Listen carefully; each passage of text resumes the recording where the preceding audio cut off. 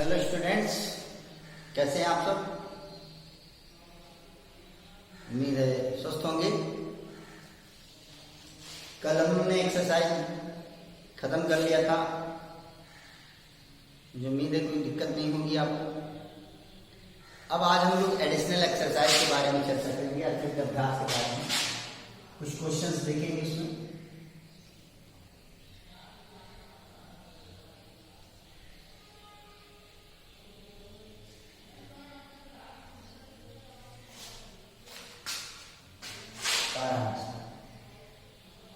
ग्यारह सवाल तक की बात हो गई थी, 12वां सवाल देखेंगे। प्यारे बच्चों, मैंने पहले ही बताया कि एनसीईआरटी के जो क्वेश्चंस होते हैं वो कॉन्सेप्चुअल होते हैं। अगर आप थ्योरी को नहीं ढंग से जानेंगे तो एनसीईआरटी के सवाल लगाने इतने आसान नहीं है। अतिरिक्त अभ्यास के जो क्वेश्चंस हैं अपने आप में विशिष्ट हैं। आप इन सवालों को तभी लगा पाएंगे जब आपके अंदर जो है उससे संबंधित सारी बातें की जानकारी होगी, तभी आप उनको लगा पाएंगे। तो चलिए पहला सवाल देखते हैं इसमें तो अतिरिक्त प्रश्न का कि कह रहा है मूल बिंदु पर एक 8 मिली कूलाम का आवेश स्थित है। यानी मूल बिंदु बोल दिया तो मूल बिंदु क्या होता है, एक्स अक्ष और वाई अक्ष यहाँ पर काटते हैं, वहां पर मूल बिंदु बनता है। लेकिन कह रहा है -2×10⁻⁹ कूलाम के एक छोटे से आवेश को बिंदु P 0,0,3 सेंटीमीटर पर रखा गया है। यानी यहाँ पर 3 डायमेंशन की बात हो रही है। तो जब 3 डायमेंशन की बात हो रही है तो मान लेंगे कि ये एक्स अक्ष है, ये वाई अक्ष है और ये जेड अक्ष है। क्लियर हो गया। और इसके मूल बिंदु यहाँ पर मूल बिंदु है, यहाँ तीनों अक्ष एक दूसरे को काट रहे हैं। यहाँ पर 8 मिली कूलाम यानी 1 × 10⁻³ कूलाम, 1 × 10⁻³ कूलाम जो है चार्ज होता है। 1 × 10⁻³ कूलाम चार्ज होता है। फिर कह रहा है कि मिली का मतलब क्या होगा, मिली का मतलब क्या होगा, मिली का मतलब यही तो हुआ 10⁻, अभी कल बताया इसके बारे में। फिर क्या कह रहा है, -2×10⁻⁹ कूलाम के एक छोटे से आवेश को बिंदु P 0,0,3 सेंटीमीटर से, बिंदु P कितना दिया हुआ है 0,0,3 सेंटीमीटर, 0,0,3 सेंटीमीटर। यानी कि पहला 0 दिया हुआ है, इसका एक्स अक्ष से अंश नहीं गए जी नहीं। दूसरा भी 0 दिया है, यानी पहला बिंदु दिखाता है एक्स अक्ष में चली गई दूरी, दूसरा जो निर्देशांक है वो वाई अक्ष से अंदर चली गई दूरी, तीसरा जो निर्देशांक है वो जेड अक्ष से अंदर चली गई दूरी। पहला 0 दिया हुआ, इसका मतलब एक्स अक्ष के अंदर चली गई दूरी नहीं है, इधर नहीं है। दूसरा वाई, ये भी 0 दिया हुआ यानी वाई अक्ष के अंदर भी नहीं गए। क्लियर हो रहा है। और तीसरा जो है ये 3 सेंटीमीटर है, तो 3 सेंटीमीटर की दूरी कहाँ पर जेड अक्ष के अंदर, यानी यहाँ पर 3 कदम करें तो यहाँ पर पॉइंट है 0,0,3 और ये पॉइंट P। और इसका मतलब ये O है, तो O से P तक का जो डिस्टेंस है OP = कितना हो गया 3 सेंटीमीटर। OP = कितना हो गया 3 सेंटीमीटर। ये बात क्लियर हो गई कि नहीं हो गई, कोई दिक्कत नहीं होगी। चलिए अब फिर आगे बढ़ते हैं। कह रहा है कि यहाँ पर जो आवेश है वो कितना है, वो आवेश है जो पॉइंट P है यहाँ पर, और ये जो आवेश है वो है -2 × 10⁻⁹ कूलाम। ये बात क्लियर हो नहीं हो गई। और फिर कह रहा है कि इससे इसे बिंदु R 0,6,9, तो 0,6,9 का मतलब क्या होगा, 0,6,9 का मतलब क्या होगा, यानी x अक्ष से अंश कोई दूरी नहीं है। फिर y अक्ष से अंश कितने का दूरी है 6 कदम। और फिर z अक्ष से अंश कितनी दूरी है, z अक्ष से अंश कितनी दूरी है 9 कदम। तो x अक्ष से नहीं है यानी इधर नहीं है, y अक्ष से कितना गया 6 इधर है, 6 ऊपर की ओर। और फिर z अक्ष में यहाँ पर 9 है यानी z अक्ष से यानी इधर कितने कदम है 9 कदम। तो यहाँ पर हो गया 0,6,9 यहाँ पर हो गया 0,6,9 यहाँ पर आप मान सकते हैं। क्लियर हो गया कि नहीं हो गया, 0,6,9 यहाँ पर मान लीजिए, यहाँ पर क्लियर हो गया। और ये कौन सा पॉइंट है, आर। ये कौन सा पॉइंट हो गया, पॉइंट आर हो गया। क्लियर हो गया कि नहीं हो गया। फिर कह रहा है बिंदु 0, 4, 0, 0, 4, 0। तो 0 क्या बता रहा है, ये सबसे नहीं है। 4 क्या बता रहा है, y एक्सिस के अंदर कितना है 4, y एक्सिस के अंदर कितना है 4। और फिर z क्या बता रहा है 0। इसका मतलब z अक्ष भी अंदर नहीं है, यानी यहीं पर रुक गए। ये कौन सा बिंदु हो गया 0, 0, 0। और ये कौन सा पॉइंट हो गया, ये पॉइंट हो गया आपका Q। तो कह रहा है कि ये जो आवेश है, ये आवेश -2 × 10⁻⁹ कूलम जो है, तो पहले P से R तक जाता है, इस बिंदु R तक जाता है, और फिर R से इस बिंदु Q तक जाता है। तो किए गए कार्य को बताइए, तो किए गए कार्य को बताइए। तो प्यारे बच्चों, आप क्या कर सकते हैं, आप ध्यान से देखिए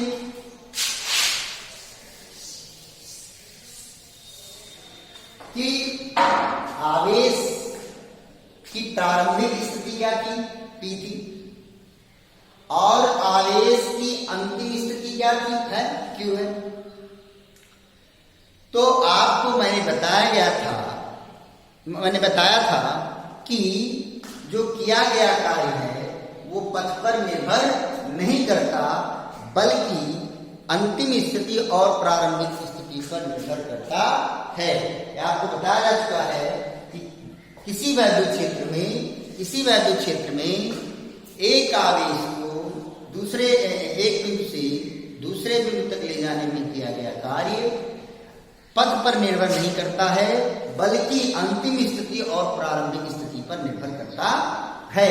तो प्यारे बच्चों, अंतिम स्थिति इसकी क्या है, Q है, और प्रारंभिक स्थिति क्या है, इसकी P है।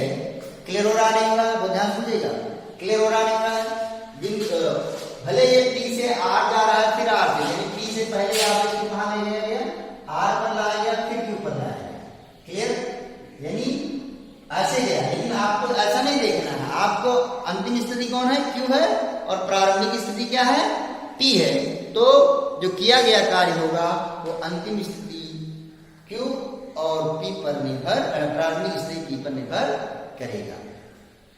तो कार्य बराबर, जब कार्य की बात कर रहे हैं तो हमारे पास आवेश और वोल्टेज की बात होगी, तो W बराबर V × Q होगा। W बराबर किसके होगा, V × Q होगा कि नहीं होगा, जी हाँ, W बराबर V × Q होगा। यानी हमको विभवांतर मिल जाए और आवेश तो पता ही है। तो अब क्वेश्चन उठता है कि विभवांतर मिलेगा कैसे, बिंदु P पर जो विभव उत्पन्न हो रहा है, अब देखिए बहुत ध्यान से देखिएगा,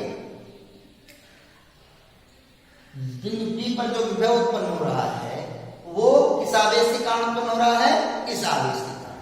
क्योंकि यही आपको समझना है, यही आपको बारीकी से ध्यान से देखना है कि आवेश, मैंने कहा था कि जब हम W बराबर V × Q का सूत्र लगाएंगे तो V जो वोल्टेज होगा किसी अन्य आवेश के कारण उत्पन्न होगा, और Q वह आवेश होगा जिसको क्या किया जाता है, लाया जाता है। तो यहाँ पर बिंदु P पर जो विभव, जिस विभव की हम चर्चा करेंगे, जिस विभव के बारे में बात करेंगे, वो किस आवेश के कारण उत्पन्न विभव के बारे में बात करेंगे, इस 8 × 10⁻³ कूलम आवेश के कारण उत्पन्न विभव के बारे में बात करेंगे। और इसी तरह से इस बिंदु Q पर जो विभव की बात करेंगे वो कितना करेंगे, वो भी इसी आवेश के कारण उत्पन्न विभव की बात करेंगे। क्यों, क्योंकि कौन सा आवेश ले जाया जा रहा है, आवेश इस आवेश को ले जाया जा रहा है P से Q, तो इसके कारण उत्पन्न विभव के बारे में बात हमको नहीं करनी है, बल्कि जो अन्य आवेश है जिसके कारण इस बिंदु पर विभव उत्पन्न हो रहा है और उस बिंदु पर विभव उत्पन्न हो रहा है, उस पर हमको चर्चा करनी है। क्लियर हुआ कि नहीं हुआ, समझ में आ गई बात कि नहीं आ गई। तो सबसे पहले हम बिंदु P पर विभव निकालेंगे और हम बिंदु Q पर विभव निकालेंगे। क्लियर, तो सबसे पहले 8 × 10⁻³ कूलम आवेश के कारण बिंदु P पर विभव Vp इज इक्वल टू किसके होगा? Vp is equal to 1/4πε0। ये सूत्र होता है 1/4πε0 Q अपॉन R, ये तो होता है। तो 1/4πε0 यहाँ पर आप लिख सकते हैं 9 × 10⁹ इंटू Q। Q क्या है? आवेश, चार्ज कितना दिया हुआ है? 8 × 10⁻³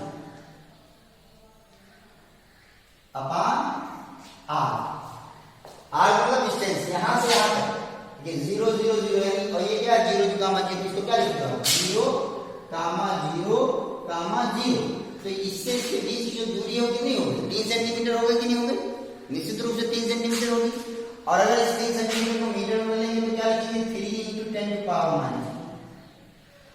तो आप 3 से अगर 9 में डिवाइड करेंगे तो क्या हो जाएगा 3 हो जाएगा और ये क्या हो जाएगा 3 24 इंटू 10⁻²।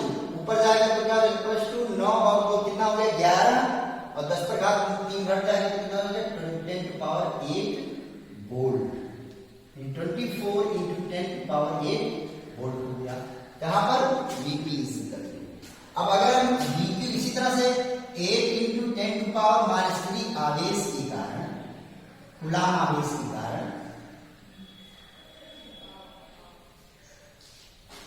आवेश के कारण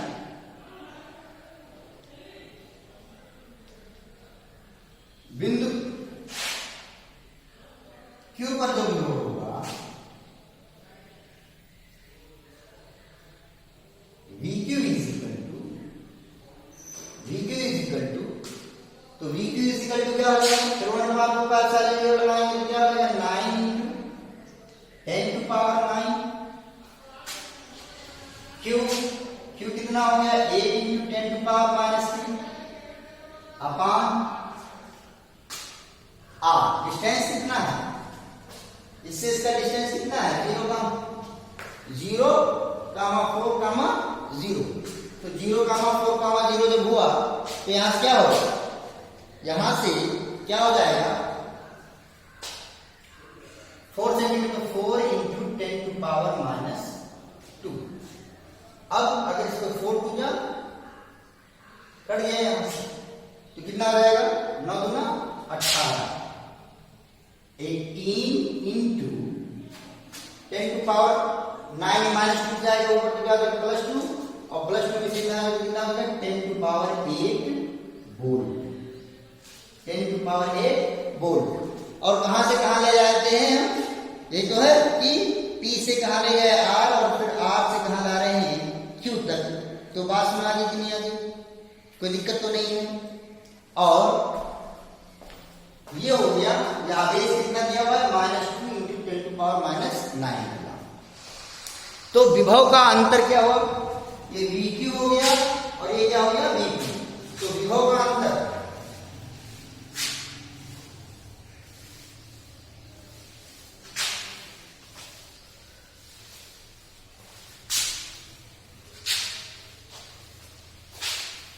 तो लिखेंगे विभवांतर V इज इक्वल टू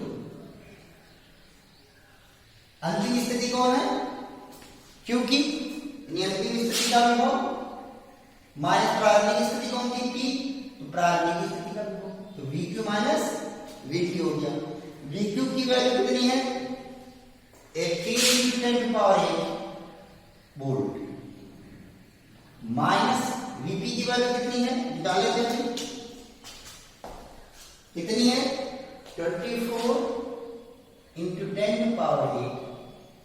अगर आप घटा दें तो कितना आएगा -6 × 10⁸ वोल्ट। क्लियर हुआ कि नहीं? बात समझ नहीं है? तो जो बात मैंने आप देखा आपने ये चीजें मैंने आपको किस चैप्टर में पढ़ाई थी कि वैद्युत क्षेत्र पर निर्भर नहीं करता है। वैद्युत क्षेत्र में जो किया गया कार्य है वो ये पथ पर निर्भर नहीं करता। ये मैंने फर्स्ट चैप्टर में बताया था, लेकिन अतिरिक्त अभ्यास के रूप में क्वेश्चन आपके सेकंड चैप्टर में आ गया। तो अगर आप इसके बारे में नहीं आएंगे तो आपको दिक्कत होगी। तो यहां से हो गया -6 × 10⁸ वोल्ट। अब V मिल गया अब किया गया कार्य क्या होगा, W इज इक्वल टू किसका होगा, V इंटू Q। V कितना हो गया, -6 into 10 to power 8 into Q is equal to -2 10 to power -9, क्योंकि इसी आवेश को कौन ले जाएगा, तो हो जाएगा -2 इंटू 10 टू पावर -9, तो -2 माइनस का गया प्लस 6 दूना 12 इंटू 10 टू पावर 8 और -9 होगा, तो 10 टू पावर क्या हो जाएगा, -1 हो जाएगा। 10 टू पावर -1 का मतलब क्या होगा, 12 का 10 हो जाएगा, नीचे आ जाएगा, और 10 से 12 को भाग देंगे, कितना आ जाएगा, 1.2 जूल। 1.2 जूल, तो किया गया कार्य हो गया 1.2 जूल। क्लियर होगी बात समझ आ रही नहीं आ रही, कोई दिक्कत तो नहीं होगा, मुझे लगता है समझ में आ रहा होगा। आगे बढ़ते हैं, आगे बढ़ते हैं।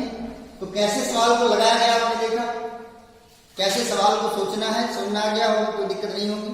यानी यहां पर ये जो आर के बारे में दिया, सिर्फ आपको कंफ्यूज करे, आपके मन में सर आर का इस्तेमाल ही नहीं हुआ, सिर्फ वो कंफ्यूज करने के लिए दिया हुआ है कि आप चिंतित हो जाए, आप चिंतित हो जाएं और परेशान हो जाएं। अच्छा प्यारे बच्चों, आपके मन में आ रहा है सर क्या आर का इस्तेमाल करके हम इस सवाल को नहीं लगा सकते? जी नहीं, ऐसा मैं नहीं कह रहा, मैं ऐसा नहीं कह रहा, मैं ये कह रहा हूं कि जब मैं P से Q तक ले जा रहा हूं तो आर के बारे में चर्चा ही क्यों करनी है।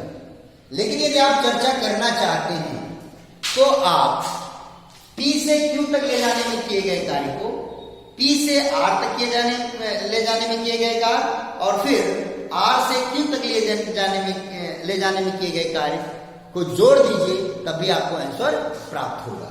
लेकिन इसका मतलब फिर क्या होगा, हमको दो बार मतलब थोड़ा सा ज्यादा मेहनत करना पड़ेगा, R का भी निकालना पड़ेगा, फिर हमको VR माइनस VP करना पड़ेगा एक बार, और एक बार VQ माइनस VR करना पड़ेगा।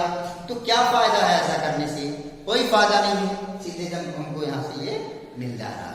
तो ये बात सुना कि नहीं आगे कि ऐसा नहीं है कि आप R का इस्तेमाल करके इसका उत्तर आपको प्राप्त नहीं होगा, आप पहले निकालेंगे। देखिए समझा रहे, अगर मैं P से R ले जाऊँ तो अगर मैं P से R ले जाऊंगा तो विभव क्या होगा, VR माइनस VP।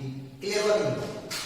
अगर मैं P से जो R ले जाऊंगा, इस आवेश को P से R ले गया तो विभव की जो बात होगी क्या होगी, VR माइनस VP। अब मैं R से Q ले गया तो जो विभव की जो बात होगी, विभवांतर की जो बात होगी वो क्या होगा, VQ माइनस VR। देखिए जब आप P से R लेंगे तो अंतिम स्थिति R, प्रारंभिक स्थिति P, तो VR माइनस VP हो गया। और जब R से Q ले गए तो अंतिम स्थिति के लिए विभव VQ और प्रारंभिक स्थिति के लिए विभव VR। अब ये टोटल विभव हो गया। अब VR से VR क्या हो गया, कैसे लाभ हुआ, तो क्या मिला, VQ माइनस VP मिला, लिखा हुआ है। तो हम फिर क्यों मेहनत करें, हम करें ही क्यों ऐसा जब हमको सीधे ऐसा मिल जा रहा है। तो अब आपको समझ में आ गया होगा कि सर ने आर का इस्तेमाल क्यों नहीं किया। अगर आप करते हैं तो आप दो अलग अलग कार्यों को निकालेंगे, फिर जोड़ेंगे और आंसर आपको वही प्राप्त हो जाएगा। प्यारे बच्चों, मुझे लगता है सवाल समझ में आ गया होगा। अब आपको ये भी समझना होगा कि पद पर निर्भर क्यों नहीं करता, ये आपको स्पष्ट रूप से दिख रहा है, उदाहरण देकर मैंने बता दिया है। अब चलते हैं अगले क्वेश्चन पर और उस पर चर्चा करते हैं कि क्या है अगला क्वेश्चन। चलिए देखते हैं।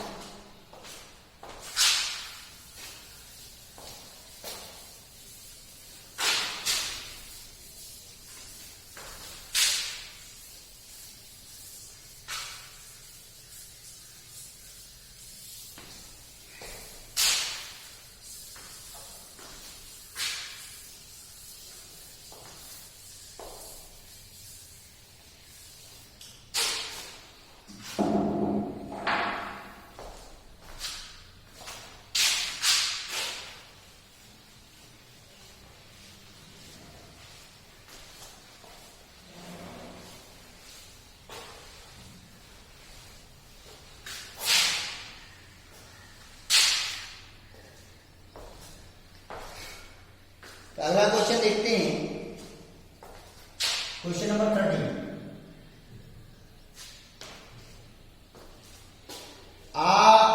बी भुजा वाले घन के प्रत्येक शीर्ष पर क्यू आवेश है। एक घन है, घन समझ रहे हैं, घन समझ रहे हैं, नहीं समझ रहे? क्यूब समझ रहे हैं, जैसे लूडो का पासा। क्लियर हो गया। अगर उसके शीर्षों की बात करें कितने कोर होंगे, आप अपने कमरे को देखिए, अगर आपका कमरा छत वाला है तो उसमें कितने कोने हैं? 4 इधर और 4 इधर, कितने हो गए? 8 शीर्ष हैं। आपके घन कमरे में कितने शीर्ष हैं? 8 शीर्ष हैं, इसलिए 8 कोने हैं, इसलिए 8 शीर्ष है। घन के कितने कोने हैं? 8, और इसलिए इनके 8 शीर्ष। अब विकर्ण की बात करते हैं। ध्यान से समझेगा कि घन का विकर्ण कैसे मिलता है। अपने, चूंकि मैं वीडियो को घुमा नहीं सकता, अगर आप हमारे सामने होते तो मैं आपको समझाता, लेकिन समझने के लिए बात कर लें कि जैसे मान लीजिए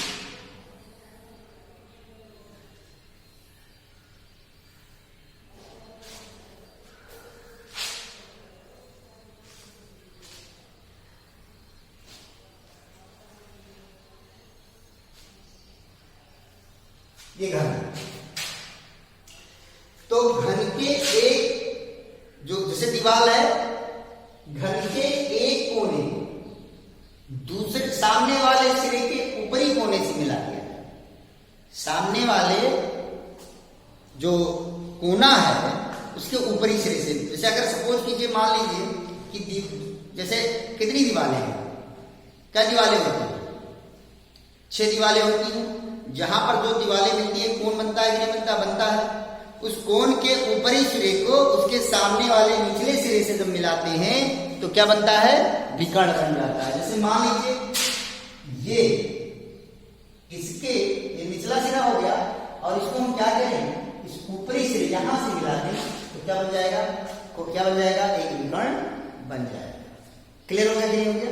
यानी अगर हम इसको ऐसे मिला दे रहे हैं तो एक विकर्ण बन जा रहा है, इस तरह से यहां एक विकर्ण बन जाएगा। ये बात क्लियर हुई कि नहीं? यानी एक कोने से दूसरे कोने को मिला देंगे तो क्या मिल जाएगा? विकर्ण आपको मिल जाएगा। इतनी बात हो गई। तो घन के कितने विकर्ण? ये विकर्ण हो गया। और घन, इतनी बात समझ नहीं? और घन के विकर्ण जहां पर काटते हैं उसी को क्या कहते हैं? केंद्र कहते हैं। क्या कहते हैं? घन का केंद्र कहते हैं। तो अब आप अगर आप समझें और जाने तो घन किससे बना? वर्ग से बना। वर्गाकार ठोस को क्या कहते हैं? घन कहते हैं कि नहीं कहते हैं? तो चलिए अगर उसी कॉन्सेप्ट को देखें तो हम लोग जानते हैं कि घन का विकर्ण बराबर, आपको सूत्र बताया जाता है कि घन का विकर्ण बराबर होता है भुजावृत्ति,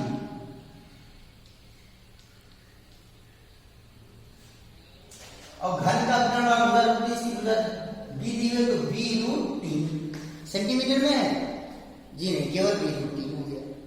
ये बात हो गई। अब देखिए, अगर सपोज कीजिए अगर हम वर्ग के केंद्र की बात करते हैं, वर्ग के केंद्र की बात करते हैं, ऐसे सपोज कीजिए, तो जहां पर वर्ग का विकर्ण एक दूसरे को काटते हैं उसको वर्ग का केंद्र मान सकते हैं, वर्गाकार उसका। तो इसी तरह से घन के विकर्ण जहां पर एक दूसरे को काटते हैं उसे क्या कहते हैं? उसे क्या कहेंगे? घन का केंद्र कहेंगे। तो मान लीजिए घन का एक पार्ट है, तो उसकी ये जो विकर्ण है इसकी लंबाई कितनी होगी? b√3, और इसकी भी लंबाई कितनी होगी? b√3, और ये दोनों जहां पर काटते हैं वो क्या है? इसका केंद्र है। तो घन का विकर्ण कितना हो गया? b√3। घन का विकर्ण कितना हो गया? b√3। क्लियर हो रहा है? हम सपोज कीजिए हम मान लें कि एक कोने को मान लें। क्लियर हो गया नहीं होगा? एक पार्ट को मतलब एक ही तरफ के 4 कोनों को ले रहे हैं, ठीक है ना? समझ रहा है? कोई दिक्कत तो नहीं हो रही? तो अगर हम उसके बारे में चर्चा करें तो ये कितना हो गया? ये हो गया b√3/2, और ये भी हो जाएगा b√3/2। क्लियर हो रही हो गया? यानी घन के विकर्ण केंद्र क्या करेगा? घन के विकर्ण को 2 बराबर भागों में बांट देगा। बात समझ नहीं आती? तो अगर हम कहें कि इसके कोनों पर क्या रखा हुआ है? आवेश रखा है। इसके कोनों पर आवेश रखा है। मान लीजिए Q आवेश यहाँ पर है, Q आवेश यहाँ पर है, Q आवेश यहाँ पर है, Q आवेश यहाँ पर है, हर जगह पर Q आवेश है। तो हर आवेश से घन के विकर्ण की जो दूरी होगी वो कितनी होगी? v√3/2 होगी। क्लियर हुआ कि नहीं हुआ? क्लियर हुआ कि नहीं हुआ? फिर से समझिए, घन का विकर्ण v√3 हुआ, ये बात समझ गई। घन का केंद्र कहाँ मिलता है, कहाँ प्राप्त होता है? घन का केंद्र, जहां पर घन के विकर्ण एक दूसरे को काटते हैं वहां पर घन का केंद्र मिलता है। और घन का केंद्र घन के विकर्णों को दो बराबर भागों में विभाजित कर देता है। तो इसका मतलब प्रत्येक कोने से घन के केंद्र की जो दूरी होगी वो कितनी होगी? v√3/2 होगी। क्लियर हुआ कि नहीं हुआ? तो लिखेंगे अतः घन के केंद्र से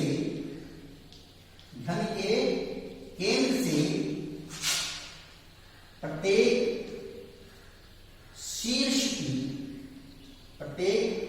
शीर्ष की दूरी बराबर v√3/2। v√3/2 प्रत्येक शीर्ष की दूरी। ठीक। अब अगर हम एक आवेश की बात करें, एक आवेश इस घन के केंद्र पर उत्पन्न विभव के बारे में बात करें तो आवेश क्यों हो गया? कितना आवेश दिया हुआ है यहाँ पर? ये तो सवाल में है कि बी भुजा वाले एक घन के प्रत्येक शीर्ष पर क्यू आवेश है, यानी प्रत्येक शीर्ष पर कितना आवेश है? क्यू आवेश है। इस आवेश विन्यास के कारण घन के केंद्र पर उत्पन्न विद्युत विभव तथा विद्युत क्षेत्र ज्ञात कीजिए। क्लियर हो गया? यानी हर कोने पर क्या रखा हुआ है? क्यू आवेश रखा हुआ है। तो आवेश क्यों रखा हुआ है और डिस्टेंस कितना है? v√3/2। तो सूत्र क्या लगाएंगे? इसलिए एक शीर्ष पर स्थित आवेश, एक शीर्ष पर स्थित आवेश Q के कारण बिंदु के कारण घन के केंद्र पर विभव क्या हो? क्या होगा घन के केंद्र में? v कर दिया होगा 1/4πε0, लिख देंगे 1/4πε0। Q हो गया अपान r, डिस्टेंस कितना हो गया? v√3/2। कितना हो गया? v√3/2। क्लियर हो गया? 2 कहां चला जाएगा? ऊपर। तो ये बराबर हो गया 1/4πε0 2q अपान v√3। ये बात समझ आ गई? कोई दिक्कत तो नहीं है? इसलिए एक शीर्ष पर स्थित आवेश के कारण घन के केंद्र पर विभव कितना आ गया? 1/4πε0 2q अपान v√3। और कितने आवेश हैं? कितने शीर्ष हैं? 8 शीर्ष हैं। कितने शीर्ष हैं? घन के कितने शीर्ष हैं? 8 शीर्ष हैं। तो लिखेंगे चूंकि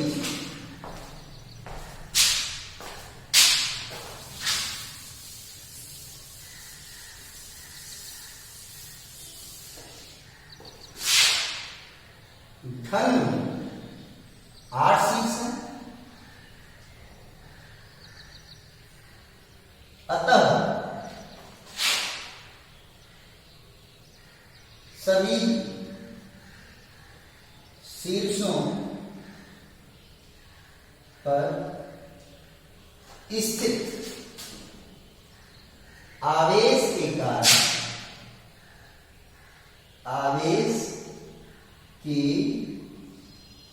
कारण विभव v इक्वल तो एक आवेश के कारण कितना है और कितने शीर्ष है? 8। तो कितना हो जाएगा? 8 से मल्टीप्लाई हो जाएगा? हो जाएगा? जी हाँ हो जाएगा। तो क्या देंगे? 8 × 1/4πε0 × 2q अपान v√3। अब चाहे इसको सॉल्व कर लें, ये आपका आंसर हो जाएगा। इतनी बात हो गई? कोई दिक्कत तो नहीं होगा मुझे लगता है। कैंसिल आउट कर देंगे, 4 से 4 होगा, आपका काम है कर लेंगे। अब अगर पूछता है कि आपसे कि विद्युत क्षेत्र क्या होगा, तो प्यारे बच्चों आप जानते हैं कि अगर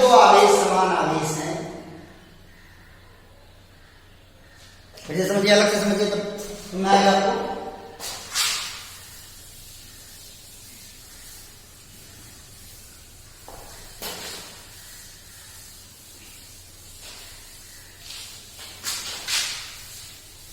विद्युत विभव की बात हो गई, किसकी बात करने जा रहे हैं हम बात कर रहे हैं विद्युत क्षेत्र। तो मान लीजिए कि ये अभी हम जैसे विकर्ण के बारे में चर्चा की, तो अगर ये विकर्ण है, घन का विकर्ण है, सब समझने के लिए बात कर रहे हैं, टू डायमेंशनल है, इस पर घन का विकर्ण दिखाना संभव नहीं है, लेकिन हम कल्पना कर रहे हैं कि घन का विकर्ण है। और यहाँ पर इसके एक चीज पर यहाँ पर क्यों आवेश है और यहाँ पर क्यों आवेश है, आराम से समझिएगा। और यहां से यहां तक का जो डिस्टेंस वो कितना है, घन का केंद्र यहां पर होगा, इसके मिड पॉइंट पर होगा, मध्य बिंदु पर होगा, यानी इससे ये दूरी कितनी होगी v√3/2, और इधर की दूरी कितनी हो गई v√3/2। यानी अगर हम इसको O मानते हैं और इसको A मानते हैं, इसको B मानते हैं, तो OA और OB बराबर हो गया, OA और OB बराबर हो गया, डिस्टेंस सेम है। अगर तो दोनों चार्ज सेम है, दोनों का साइन क्या सेम है। अगर मैं कहूं इस आवेश के कारण इस बिंदु पर जो विद्युत क्षेत्र उत्पन्न होगा उसकी दिशा क्या होगी, तो आप बताओगे इधर की, बताओ नहीं बताओ, जी हाँ बताओ, इधर क्यों, ओबी क्यों। बिंदु ए पर स्थित आवेश के कारण बिंदु ओ पर जो विद्युत क्षेत्र होगा वो किधर होगा, ओबी की दिशा में होगा कि नहीं होगा, जी हाँ निश्चित रूप से होगा। और अगर मैं कहूं बिंदु बी के कारण बिंदु ओ पर उत्पन्न विद्युत क्षेत्र की जो दिशा होगी वो किधर होगी, इधर क्यों, अपोजिट डायरेक्शन में, विपरीत क्षेत्र में विपरीत दिशा में होगा कि नहीं होगा, क्योंकि घन आवेश के कारण विद्युत क्षेत्र की दिशा होती है इधर से दूर की ओर होगी, ये मानते हो। क्या ऋण आवेश होता तब भी ये बात होती, थोड़ी परिस्थितियां बदल जाती, लेकिन जो आंसर होता है उसमें कोई चेंजिंग नहीं होगा। तो पहले हम लोग घन आवेश के बारे में बात कर रहे हैं, क्योंकि अभी यहाँ पर आवेश क्या दिया हुआ, क्यों दिया हुआ है। अब आवेश से जो क्यू है वो धन आवेशित भी हो सकता है और ऋण आवेशित भी हो सकता है।